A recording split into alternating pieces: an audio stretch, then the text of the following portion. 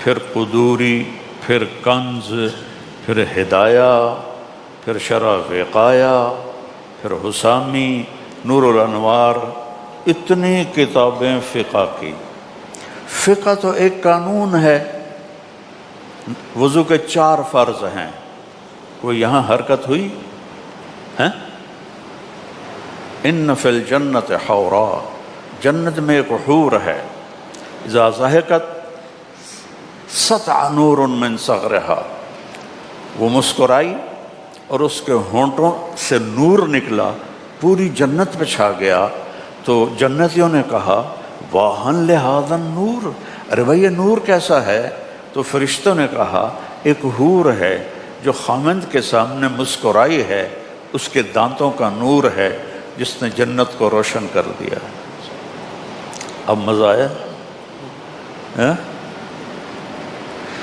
تو قانون تو ضرورت کے لیے پڑھا جاتا ہے، تو قانون کی ضرورت ہے کہ ہمیں پتہ ہو ہماری حدود کیا ہیں، ہماری باؤنڈریز کیا ہیں۔ لیکن میرے بچوں، علم تو صرف قرآن ہے، حدیث اس کے ذیل میں ہے۔ اصل علم میرے رب نے قرآن کو بنایا ہے، اس کے حسن کو، اس کے جمال کو، اس کے کمال کو۔ وراودته التي هو في بيتها عن نفسه، کتنا چھوٹا سا جملہ ہے، کیا خوبصورت تصویر کشی ہے۔ یوسف کا نام نہیں آنے دیا، زلیخا کا نام نہیں آنے دیا، کیسی پردہ پوشی کی، نہ یوسف کا نام ہے نہ زلیخا کا نام ہے، اور کیفیت جو بیان کی ہے وہ لرزا دینے والی ہے۔ التی ہوا فی بیتہا عن نفسہ، اتنا ہی کافی تھا، راودتہ عن نفسہ۔ لیکن اللہ تعالیٰ یہ بتانا چاہتا ہے کہ اس وقت کتنا بڑا امتحان تھا یوسف پر۔ وراودت التی، التی لفظ میں طاقت ہے، زور ہے کہ آگے کوئی حسن کا پیکر کھڑا ہے۔ پھر ہوا فی بیتہا، یہ معاملے کی سنگینی اور نزاکت کو بتا رہا ہے کہ انتہائی شیطانی جال اپنے عروج پر تھا۔ اغلقت الابواب بھی تو کہہ سکتی تھی،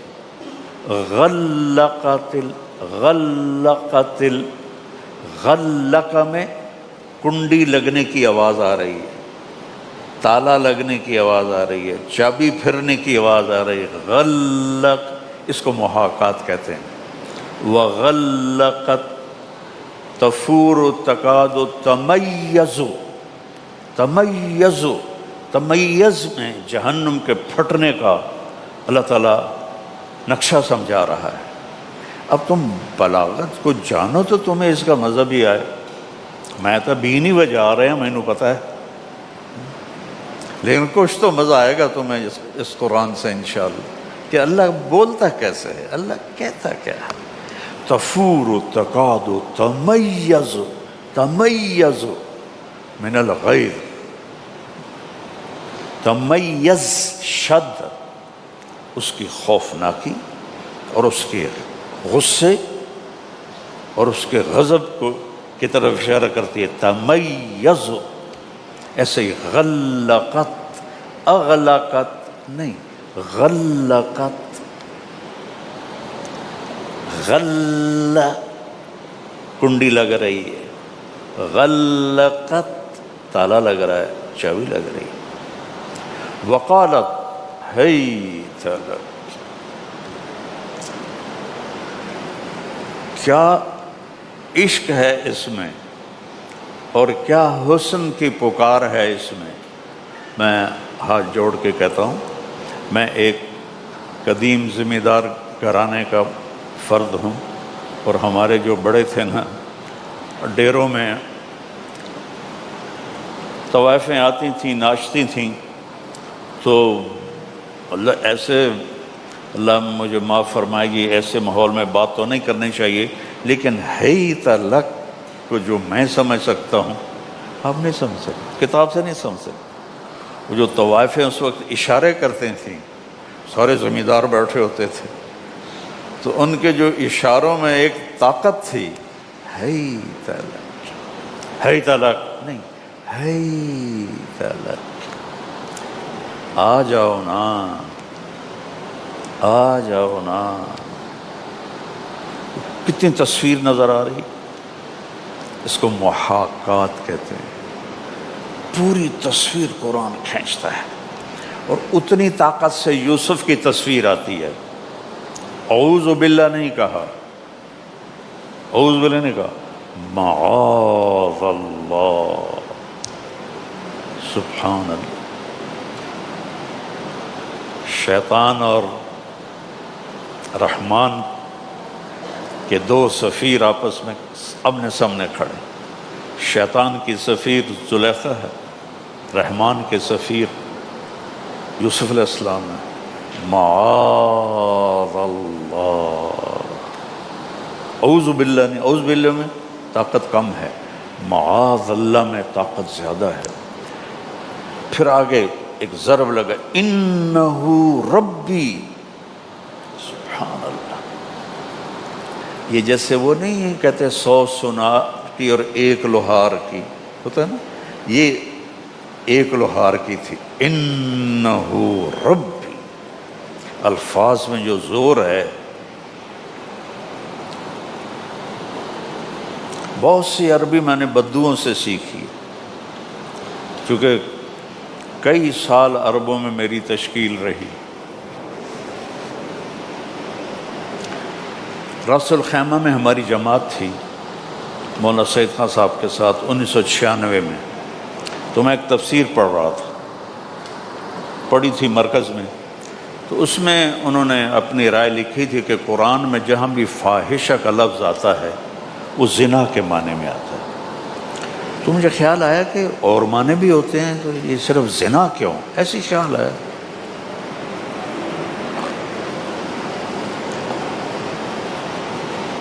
اس کے بعد ہم العین گئے، مغرب کے بعد میرا بیان بھی تھا عربی میں، تو صبح میں چائے بنانے کچن چلا گیا، چونکہ عربوں کو ہمارے والی چائے تو بنانی نہیں آتی، تو میں اپنا وہ رکھ کے برتن اور چولہے کے پاس بیٹھا تھا کہ پیچھے سے آواز آئی، ہے، میں سمجھ گیا کوئی بدو ہے، ہے، تو میں نے پیچھے مڑ کے دیکھا تو بڈھا 80-85 سال کا لاٹھی ٹیکتا ہوا آ گیا۔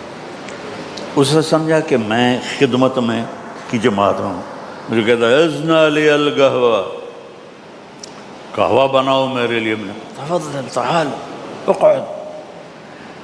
کوئی لیٹا ہوا ہو، اسے اٹھانا ہو تو کہتے ہیں اجلس۔ کتنے خوبصورت فرق ہے۔ کوئی کھڑا ہو، اسے بٹھانا ہو تو کہتے ہیں اقعد۔ یہ حسن ہے میرے رب کے کلام، میرے رب نے جس زبان کو چنا ہے۔ میں لیٹا ہوا ہوں تو مجھے کہے گا جو عربی کا ذوق رکھتا ہے اجلس، میں کھڑا ہوں تو مجھے کہے گا اقعد۔ میں نے کہا شیخ اقعد، وہ بیٹھ گیا۔ میں نے اپنی چائے اتار کے اس کا قہوہ رکھ دیا، اب وہ مجھے ایسے دیکھنے لگا۔ تھوڑی دیر کے بعد اس نے پہچان لیا، کہتا انت المبین، تو رات کو بیان کر رہا تھا۔ میں نے کہا نعم یا شیخ۔ مجھے کہنے لگا سامعینی ظننت انک خادم۔ میں کہا انا خادمک ابنک، میں آپ کا خادم ہوں، آپ کا بیٹا ہوں، بیٹھو میں قہوہ بناتا ہوں۔ تو میری اس سے بات شروع ہو گئی، کافی ادھر ادھر کی باتیں چلتی رہیں، تو ایسے میرے آ گیا ذہن میں نے کہا شیخ امعاک من القرآن شیء، کوئی قرآن بھی جانتے ہو؟ کہنے لگا لا یا بنیا۔ وہ تھا صحرا کے زمانے کا جب تیل نہیں تھا۔ طول الحیات علی الابل، ساری زندگی یوں کیا علی الابل، یہ اونٹ کو ہانکنے کی آواز ہے۔ ولیکن، اب اگلی سن، ولیکن ما فحشت الا نظرتن، اب مجھے دیکھنا، ما فحشت زنا نہیں کیا، صرف نظر بازی کی ہے. اس نے پورا نقشہ کھینچ کے بتایا، مجھے فحش کا مطلب سمجھ میں آ گیا. سافر تجد عوضا عمن تفارقه وانصب فإن لذيذ العيش في النصب سأبغي المجد في شرق وغرب وما ساء الفتى دون اغترابي وإن أنا لم أفز بمراد سعي فكم من حسرة تحت التراب. سفر سے بہت بڑا علم ملتا تھا. اب ایک چار دیواری میں بیٹھ کے آپ صرف کتاب کے آگے بیٹھے ہیں اور آگے استاد بیٹھا ہوا ہے، الفاظ جا رہے ہیں، حقائق بہت دور، بہت دور. تو وہ کہتے ہیں انہو ربی، ہتھوڑا. پھر احسان جتلاتے ہیں، احسن مثوایا. پھر غلطی کا نتیجہ بتاتے ہیں، انہو لا یفلح الظالمون. سبحان اللہ. یہ وہ حسن قرآن ہے جس سے ہم، ہمارے علماء، ہمارے بچے محروم ہیں، اس لیے وہ دلوں پر اس کا اثر کوئی نہیں ہوتا ہے.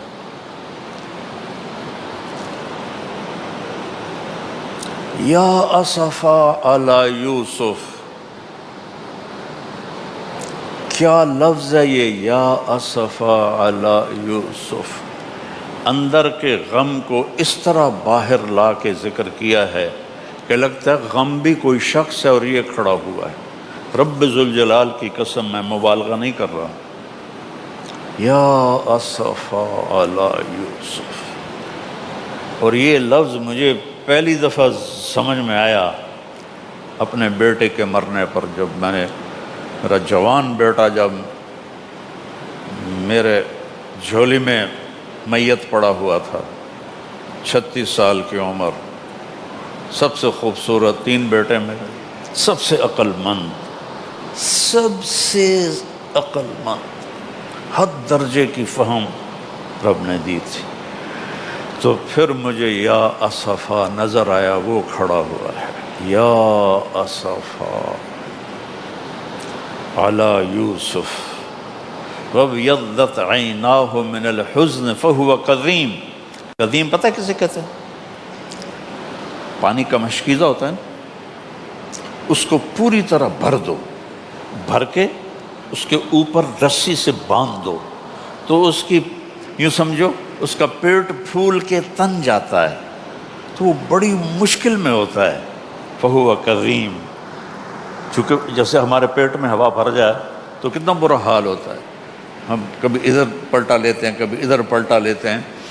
تو کظیم جو ہوتا ہے اس مشکیزے کو کہتے ہیں جس میں عرب پانی لاتے تھے اور اس کو بھرتے تھے پوری طرح، پھر اوپر گانٹھ لگاتے تھے، چونکہ 3 دن کی مسافت سے تو وہ پانی لاتے تھے، تو پھر اس پر ایسے پہرا دیتے تھے. تو اللہ تعالیٰ نے ایک تصویر کھینچی ہے. دیکھو، عرب کی معاشرت کو پڑھو پھر تمہیں صحیح پتہ چلے گا رب کے کلام کا بھی، حدیث کا بھی. چونکہ ان کے معاشرتی اور جغرافیائی ماحول کے مطابق اللہ قرآن اتار رہا تھا. فہو کظیم، مشکیزہ پانی سے بھرا ہوا، پھٹ رہا ہوتا ہے. ایسے ہی یعقوب علیہ السلام پھٹ رہے تھے. اور آنکھیں کیوں چلی گئیں؟ بڑھاپے کی وجہ سے نہیں، من الحزن، غم کی وجہ سے. یوسف کے غم کی وجہ سے آنکھیں چلی گئیں. اور پھر یہ بھی اپنے بیٹے کی موت پہ پتہ چلا کہ جدا تو دونوں ہوئے تھے، نابینا یوسف نہیں ہوئے، نابینا باپ ہوا ہے.